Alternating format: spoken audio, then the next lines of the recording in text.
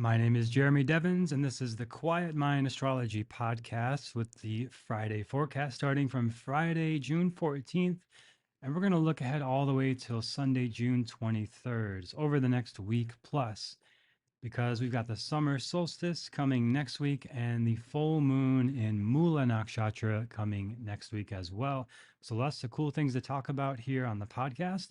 As always, if you're new to me, go to quietmindastrology.com, get your free birth chart and a little video training on how to interpret it. And if you want to get a one-to-one reading with me, this is the last chance for the summer, actually today. So if you're listening to this later, you can still go to the website and join the wait list for the next time I open availability for readings. But that's at quietmindastrology.com/reading, where you can sign up for a one-to-one life alignment reading with me. And if you don't know what that is, listen to the last episode about what I do in readings and why I offer readings and what you can expect from them. So even if you don't work with me, it's a great resource to just check in with before you get a reading from someone else. Because I think that is really the reason I'm here is because of the first reading I had with my astrologer, my first astrologer, Vedic astrologer. And that was just so eye opening and so mind blowing to me. I wanted to learn everything I could about how to do that. So that's what I offer in my readings is hopefully some insight, hopefully a little mind blowing as well, but really just perspective on what you're going through, the main themes of your life, the timeline of things. So astrology readings are incredibly valuable for getting the big picture perspective of everything. And that's what we do in the life alignment reading. And I give you practical skills and tools to actually apply it to your life.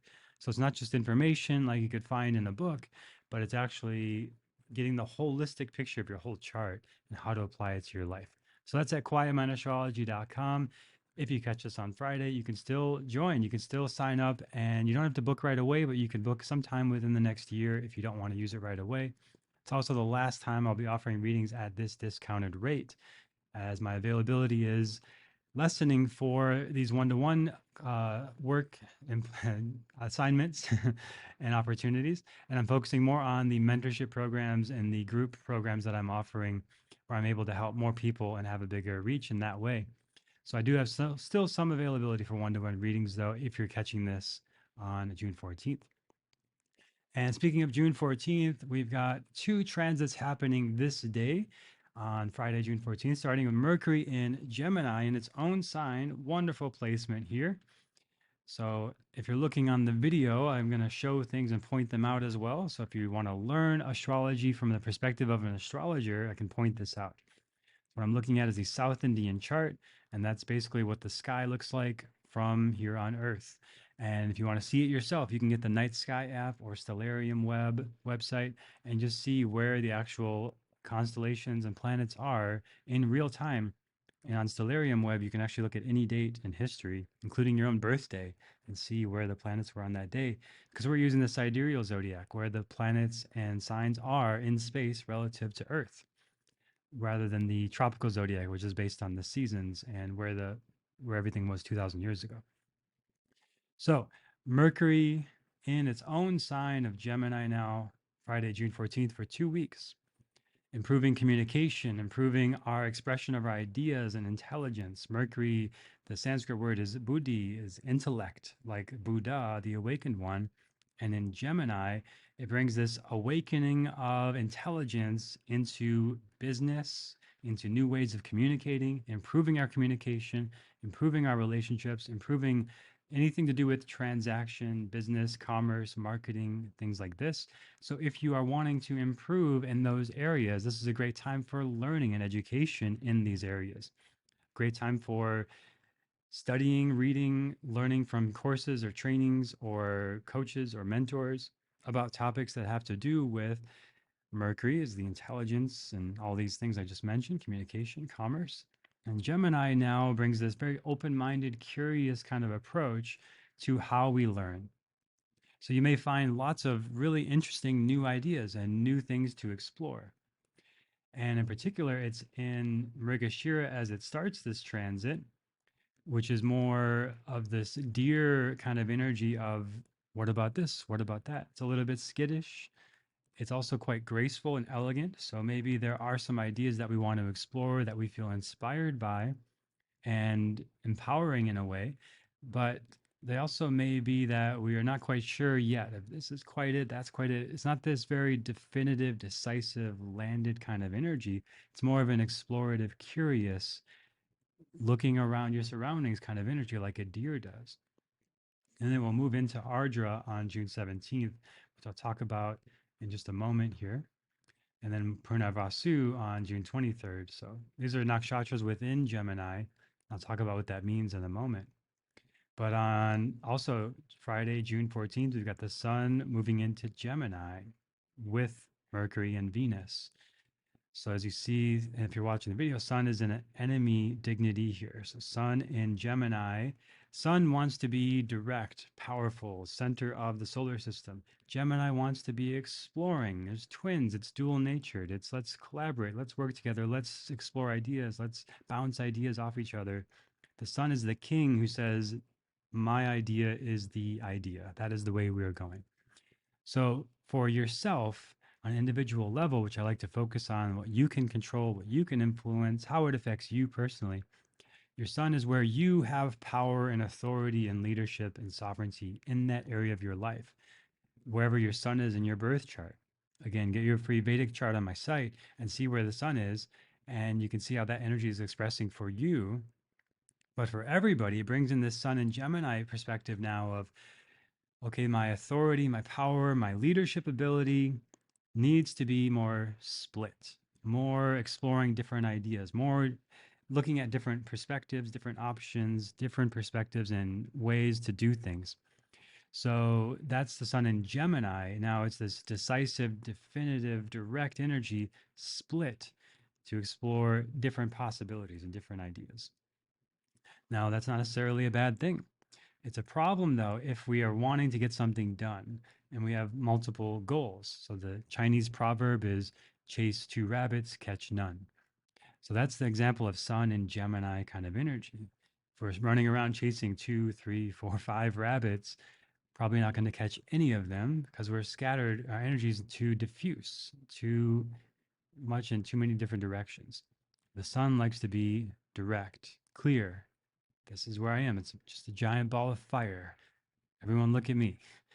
And that's the sun kind of energy. So this is a time where your energy may be more split in different directions from June 14th until around July 14th, 30 days. The sun stays in a sign typically about 30 days. So it's this whole month from middle June to middle July where it's a good time to explore different ideas. And a really a wonderful placement of this or expression of this is comedy, rap, learning things, things that require like a quick wit, a sharp mind, a sharp tongue, exploring different options, very creative, very open minded kind of energy. So if you approach it that way, it's wonderful. And I think every transit has the potential to be positive, negative, or neutral, depending on what things we emphasize. And I think of it as like every transit, every movement of the planets through signs, that's what a transit is, has the potential of how it can express, and say maybe Sun and Gemini can express 15 different ways. And maybe five of those are really bad, five of those are really good, five of those are neutral. If we emphasize doing the good and neutral things, that energy is being expressed. Those photons, those atoms, those energies of the universe are moving in an intentional way. And that's how quantum physics works. Is like everything is just potential until we look at it and decide what it is. So we can look at, okay, Sun and Gemini, it's happening, it's there, and what are we deciding it means and we do with it? And just like every atom at the smallest level, it's either a wave or a particle. When we explore quantum physics, it's like things are either a wave or a particle until we look at it. If we're looking for a wave, we see a wave. If we're looking for a particle, we see a particle. So if we're looking for Sun and Gemini to bring out our creativity, our cleverness, our charm, our wit, humor, playfulness, explorative nature, then that's what we'll find. By default, things will go awry and astray. I like this idea in Buddhism that the default nature of our mind is not serene and peaceful. And some people in like spiritual communities think this, like, and they'll say like the default nature of your mind is peaceful and quiet. And that's what we're trying to return to. No, I would disagree. I think the default nature of our true self, our Atman, is quiet and calm. And that's why I use the name quiet mind astrology and quiet mind yoga. So we're returning to our true nature, our essence, the Atman, the soul, like sort of like the part of us that's a drop of the ocean and the whole universe is the ocean. But our identity, our perspective, our ego, our name, who we are, what roles we play, that stuff is messy. And that is not calm and quiet. If you just sit and observe your mind, there's a part of you that's observing, that's the true self. And then there's the mind, which is bonkers. The monkey mind, they say in Buddhist tradition, or as the Buddha would say, that the default nature of your mind is like a garden left unattended, it will grow weeds. So if we just let our mind just do whatever it wants, we're going to get sucked into the addictive phone and the drama and the gossip and the distractions and the shiny objects. And you can see this in children when they don't have any discipline of their mind and they just grow up in an environment where they don't maybe don't have strong parental figures or whatever. And you just see they're bouncing from here to there and they're drinking sugar and eating sugar all day and just distracted, distracted, distracted. And you try to get their attention and it feels impossible, right? So that is the default nature of our mind, of our attention.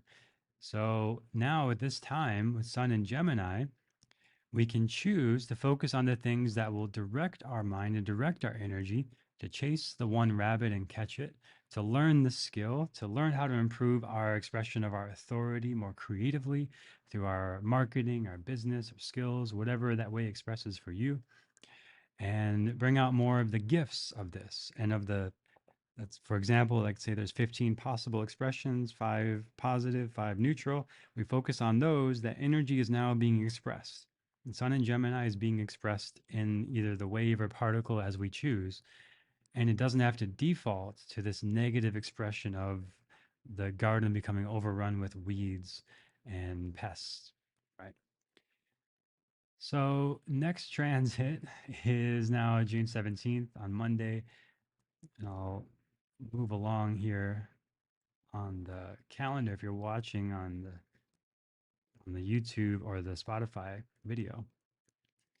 So Monday, June 17th, we've got two movements into Ardra. Both Mercury and Venus will move into Ardra on that day. I just got to move forward later in the day to see that.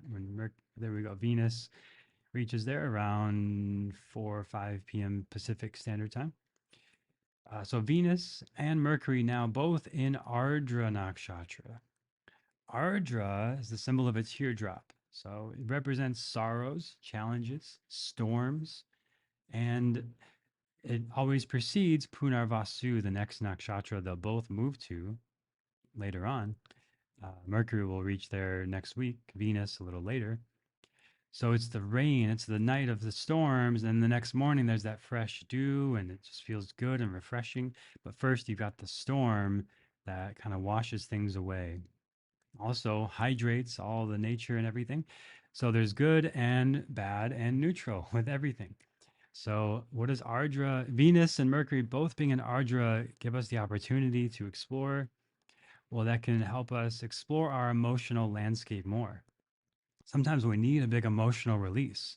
So around this time, June 17th, it's 5 days of Mercury there, 10 days of Venus there. So basically like June 17th to 27th. Good time to get a good cry, to scream in a pillow, to listen to some aggressive music, to watch a sad movie, to express your joy, to have some fun, to laugh and giggle. Play, if you have kids, playing with the kids, like doing silly, stupid stuff, just having fun. Whatever it is, whatever emotion feels like it wants to move through you, this is a good time to express that emotion.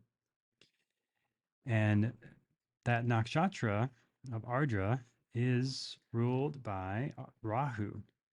So Rahu is every nakshatra has a ruler. Rahu is ruling Ardra, and it can be this obsessive, passionate energy now of if we don't consciously use this energy, unconsciously we can get fixated on feeling wronged or righteous or frustrated or angry or jealous, or some sort of emotional thing can sort of take hold of us, and we become consumed by it and go into this dark night of the soul kind of energy. Briefly, it's a short transit, about 10 days total here, counting the Venus one. So this won't last too long, but this time is great to just feel your emotions and let it move through you, which for some of us, like me, is actually harder than it sounds. Some of you, it's a lot easier. If you've got strong moon energy in your chart, usually you have stronger, easier access to just expressing emotionally. If you got more air stuff in your chart, more Mercury, more Virgo kind of stuff, these kind of things are a little bit harder to express the emotions. You've got to have a calculated way to do it.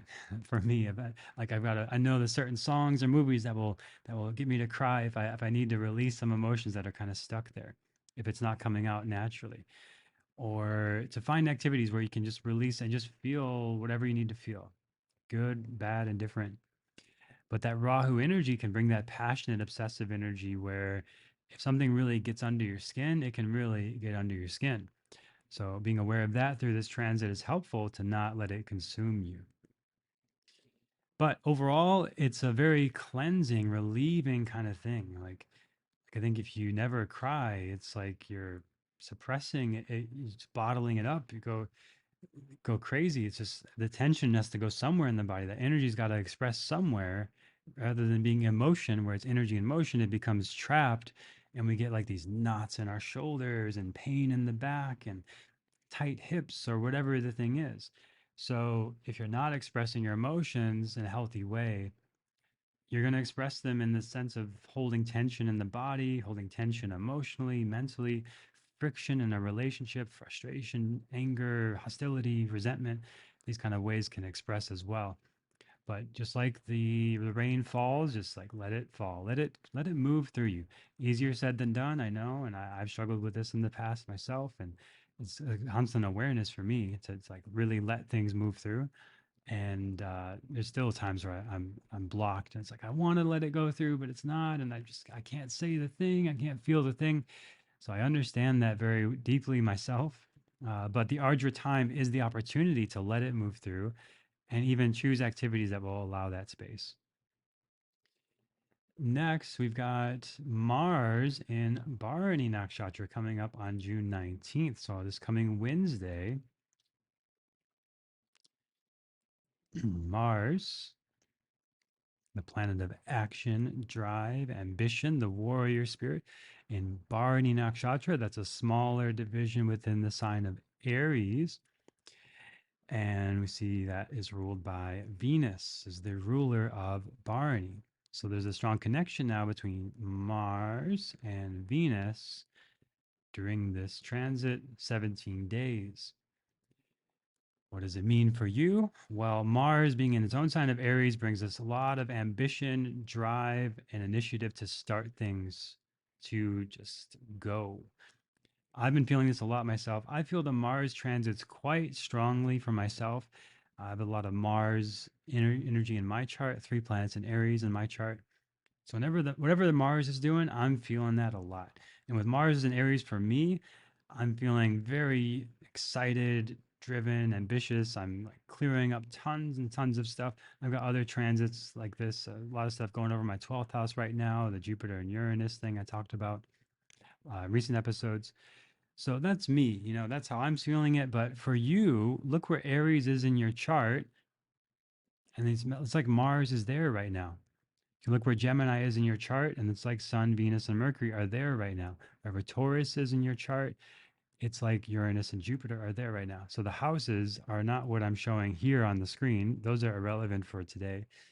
But your house, wherever Taurus is, Jupiter and Uranus are in that house. Wherever Aries is, Mars is in that house, bringing this ambition, drive, initiative energy to that part of your life, to start things, to create things, to be more entrepreneurial, more energized. It's a pretty exciting energy, but I'm speaking with a little bit of a filter of my experience of it. So Mars might be more of a difficult planet for you. So it really depends on your chart. These are the kind of things we can really only see in a reading. You've got to look at everything holistically. So I wish I could give you perspective of that, of like, how do I know if a planet's going to be really good for me or challenging, or if I'm going to feel a planet's transits more or not? I'll say the really short version for it right now is that if your ascendant or moon or three or more planets are ruled by a planet, then that one is going to be strong for you. For example, if you are Cancer rising, the moon transits are you're going to feel those a lot. If you're a Taurus rising, you're going to feel the Venus transits a lot. Uh, Taurus or Libra rising will feel that. So how I'm saying this is based on the rulers. So Sun rules Leo. So if you're a Leo rising, you're going to feel the Sun transits a lot, like big shifts in your energy every 30 days when the Sun moves. If you're a Jupiter ascendant, like Sagittarius or Pisces, you're going to feel that every year, big time when Jupiter moves. Those are big turning points in your life. So that's a very personal thing. And it's going to depend on your rising, moon, three or more planets there, the dasha you're in. These are the kind of things we look at in a reading. So I just wanted to give you that to work with. Anyway, back to the matter of Mars and Bharani for 17 days, just over 2 weeks of this passion and drive for creating. So Bharani Nakshatra or Bharani, I'll say those interchangeably sometimes. That is the symbol of a yoni. So this creative energy, that's where we all come from, even unless you had a C-section technically, or some other scenario. I guess there's cloning now, but, but otherwise, generally, we all pass through this portal of life to give life. For women, this is your way to conceive, to create life. It's the only way, besides cloning now, that that we get to come into this world, this portal between not existing to now we exist. So wherever a planet transits through Bharani, it's a huge portal for creation, for transformation. So a new portal of your own expression of your desires, your ambition, your drive, your creative uh, expression in the sense of like what you want to act on, what you want to do, the productive energy. So this kind of Mars energy is highly exalted and valued in Western society of like, what did you do? What do you do for a living? What did you do today? How much are you getting done? How productive are you? Are you reaching your goals? This is all very Mars kind of stuff. Great to have, but if that's all you have, you got problems, you're going to burn out. But this Mars Venus energy is a nice kind of connection where Venus is about desire. And Bharani is like, well, what do you want to create? What lights you up to bring all that energy into? What are you driven towards? It could be more pursuits of pleasure and enjoyment and the senses. It could be actually creating a family and giving birth, as Bharani is about birth as well. So literally conception of a child. Mars and Bharani can be a time where you feel that drive, that instinct.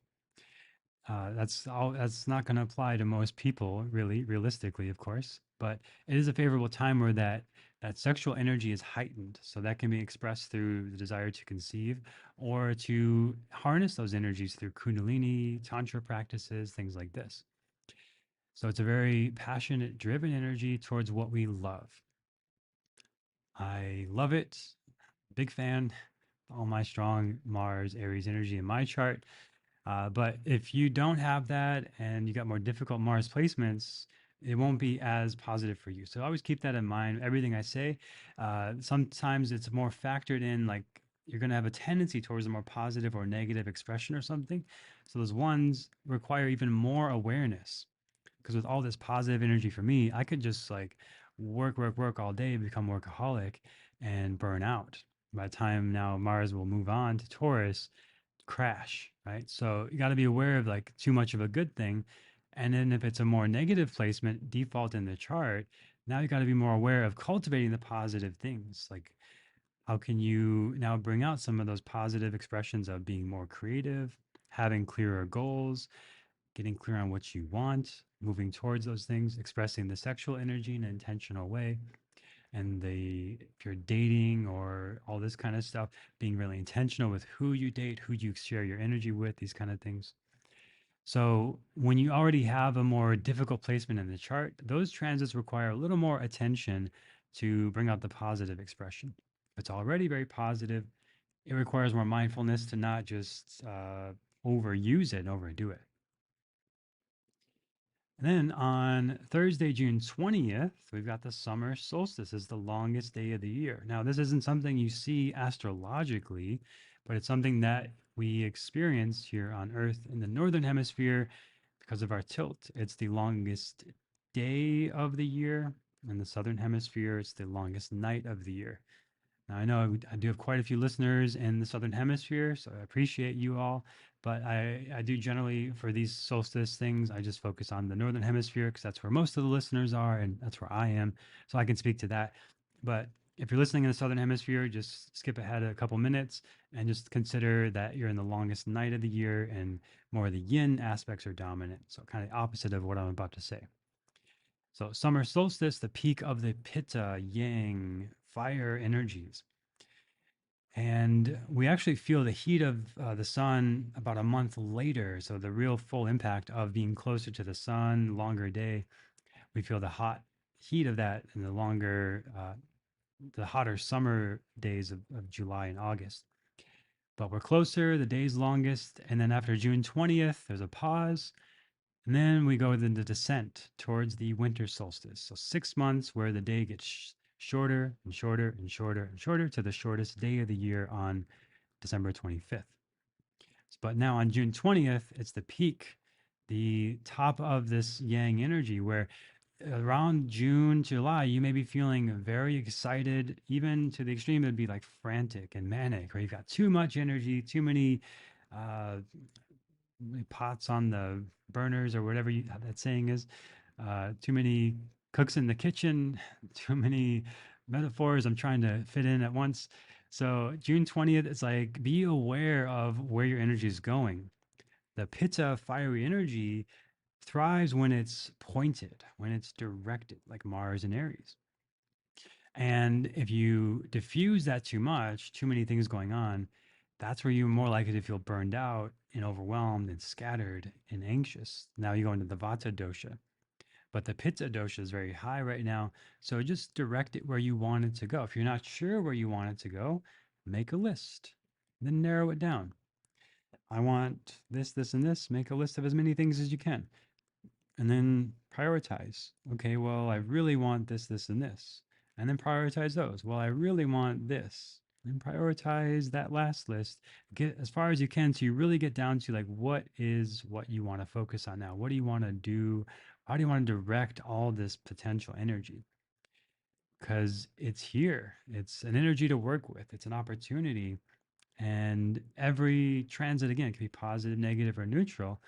And the positive side of this is just having a lot of energy to work with. Like you don't even need caffeine or anything external. You've got the energy in you, unless maybe you're doing something to numb it out and dull the energy, then it's not gonna move through, of course.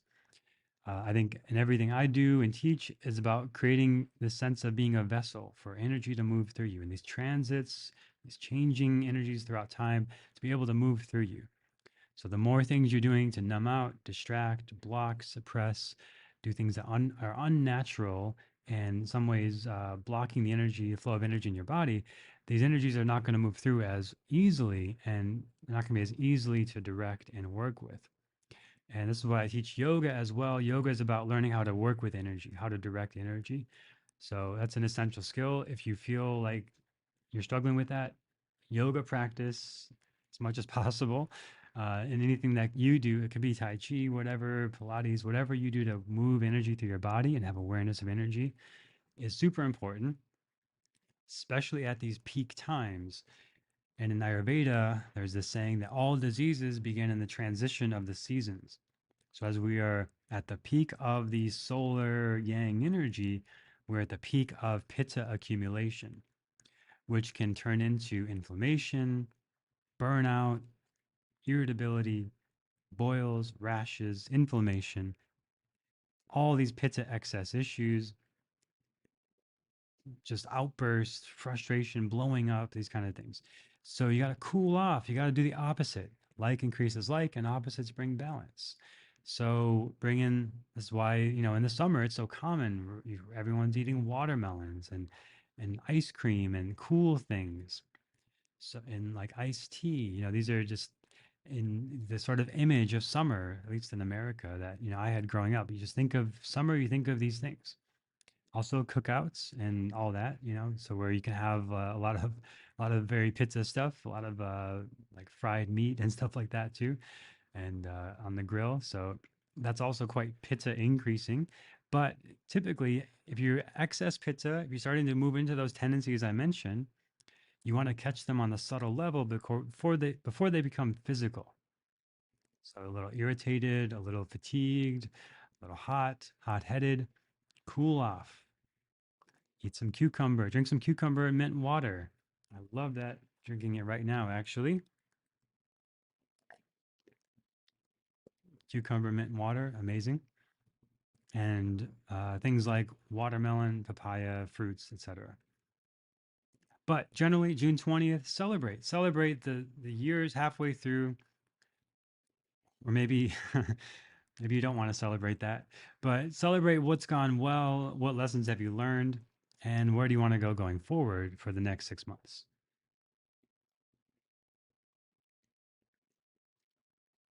Three more transits to look at. June 21st, Sun moves into Ardra Nakshatra, meeting up with Venus and Mercury. So everything I said before about emotional expression is valid here, but we now add the Sun, where we get more vitality through that. We get more creativity through feeling our feelings, through expressing what needs to happen or what needs to come through. And Ardra, the ruler of Rudra, the god of storms, storms can be destructive. So maybe some things you need to let go. Some Shiva energy, just let it go, clear it out, wash it away, and make space for the spring. The not necessarily the spring in the season, but the Punarvasu energy that's coming next when the sun moves there next in 13 days. So it'll move into this renewal, revitalizing kind of energy.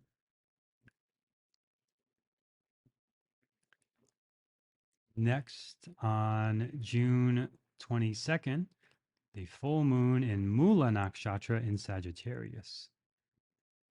So we see, if you're watching the video, sun and moon are opposite of each other. And we can just move ahead a little bit here to find moon in Mula. Oops, go back rather. There we go. So moon in Mula, sun in Ardra. Now that combination of Ardra and Mula, that's where Rahu and Ketu were on 9/11, during the COVID pandemic, during several major world events throughout history. That's Rahu and Ketu. So quite different factors there. But when we have the sun and moon here in Ardra and Mula, it's about getting to the root of our emotional landscape and what we need to feel and express. And to the root of our yin and yang energies, our solar and lunar energies, our mother and father energies. It's a good time to express, heal, address issues with your mother and father, you as a mother and or father, and your spouse, and also the yin and yang energies in yourself, balancing them out more. Well, the yang energy is way stronger right now, so that's a big factor in all this. So balancing might be like just do some yin stuff, like lay in a hammock, take a nap, rest. Generally, the full moon, I recommend kind of laying low on those days. There's more accidents, more emergency room visits on the full moon, more of a sort of unhinged energy around. If you just go out, you feel this, you see it. So, no major decisions generally uh, on this day. Now, that's not generally a rule for full moons, but because it's Ardra and Mula, I would say that and just kind of chill out, take it easy, reflect, get some emotional expression through, feel some things, listen to music, be in your flow and your feelings. And It's a good time to get to the root of some things emotionally, like therapy, counseling, coaching, astrology readings, things like that. Mula is that the galactic center, it's the center of our universe. Mula means root. It's about getting to the root of our mind and emotions. Great time for meditation, recentering, centering prayer if you're a Christian, or anything that helps you get back to your center. And then finally, on June 23rd, Mercury moves out of Ardra into Punarvasu. It's at the end of the sign of Gemini, and it goes 6 days. So June 23rd for 6 days. There we go. Okay, got that. And just wanted to show it on June 23rd. There we go. Okay. So towards the end of the day, Mercury moves into Punarvasu, leaving Ardra, still in Gemini. Everything I said at the beginning, Mercury in Gemini still applies, but now in Punarvasu, Mercury is ruled by Jupiter, bringing out more of this optimistic, hopeful, wise kind of approach. And Jupiter is in Rohini and Taurus. There's a sign exchange with Jupiter and Venus this month. Generally, sign exchanges are, well, not I said that wrong. Not a sign exchange. Excuse me. So Jupiter is in Taurus, which is Venus's sign. Venus is in Gemini, which is ruled by Mercury. So, and then Mercury is in Punarvasu, which is ruled by Jupiter. So it's kind of like a sign exchange here. So there's a strong connection, a loop of energies between Jupiter, Venus, and Mercury, Taurus, and Gemini. In general, this brings more of the harmonious, positive energies where they're working together. Your sense of abundance, possibility, growth, and expansion, working together with your desire and your intelligence, what you're learning. And around this time, I'll be starting to offer my Thrive Online program, which was super popular last year and the year before. And if you're thinking about in some way getting in alignment more with your Dharma, if you have a business and you want to move more online, you want to help more people, I'll be sharing about that from an astrological perspective, a yogic perspective, which nobody really does. I don't think there's anybody actually doing that, of kind of teaching business and growing this dharma and purpose in a very actual practical way rather than just the sort of dream of it, but how to actually do it, and the logical part and the intuitive part and the spiritual part. So I love sharing that stuff. And that is that kind of energy. Whether you choose to start working with me and that kind of stuff or not, that is the kind of energy that's present where you can get more clear on what you want to create in the world, how you want to offer your gifts and share them. Maybe you want to start a podcast or a blog or teach people, or you want to work one on one with people. You want to lead retreats, whatever the format. There's more of this creative juices flowing, this actual practical ability to get it done. There's the sense of abundance, possibility, and expansion of Jupiter and Taurus. And now Mercury and Punarvasu brings this sort of hopefulness of like, I could do this, I could do that. It's in Gemini, so it's still a bit scattered. It'll get more directed later when everything moves on to Leo.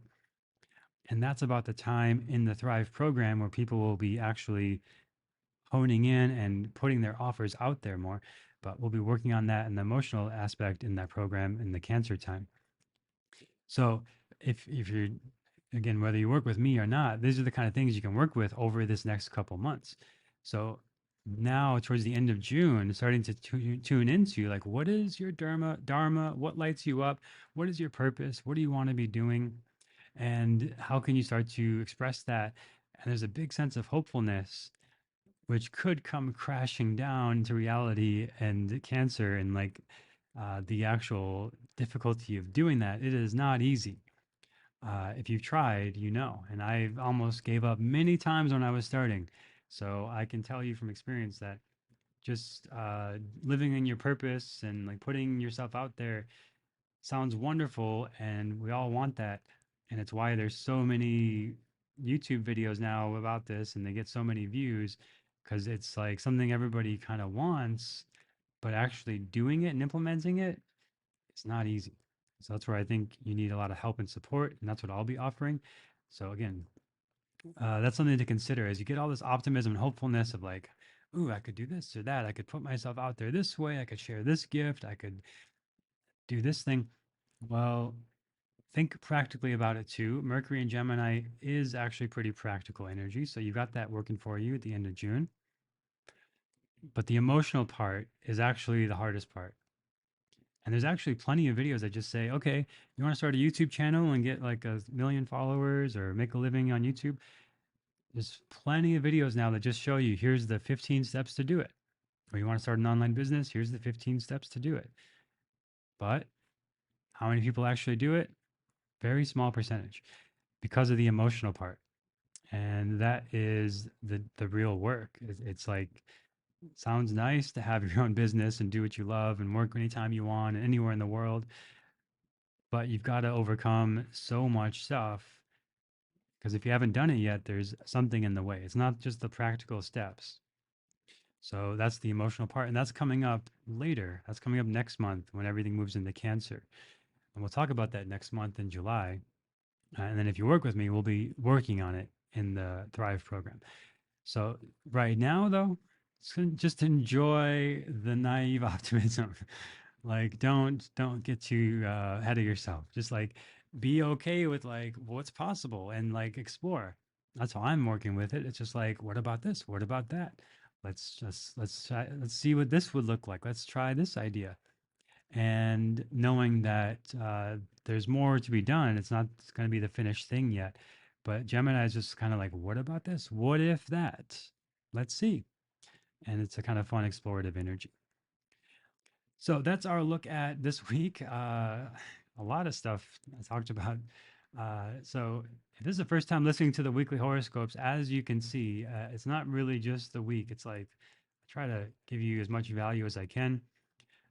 You may notice some other astrologers will just kind of say Mercury's in Gemini, and that's powerful.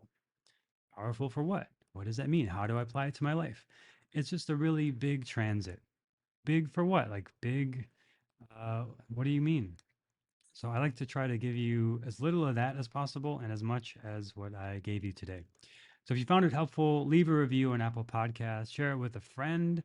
Astrology is more fun with friends. You can look at each other's charts. You can talk about transits with each other. You can work together on some of these sort of practices I talk about. Go to yoga classes together, journal together, uh, rage together. Go to a rage room and get your anger out together, cry together, watch a sad movie. You know, it's more fun with friends. So thank you for listening. And if you enjoy the podcast and want to get a review or get a reading with me, you can do that right now. Last chance for the summer and for the discounted rate at quietmindastrology.com/reading. Thanks for listening and look forward to sharing more with you next time on the Quiet Mind Astrology Podcast.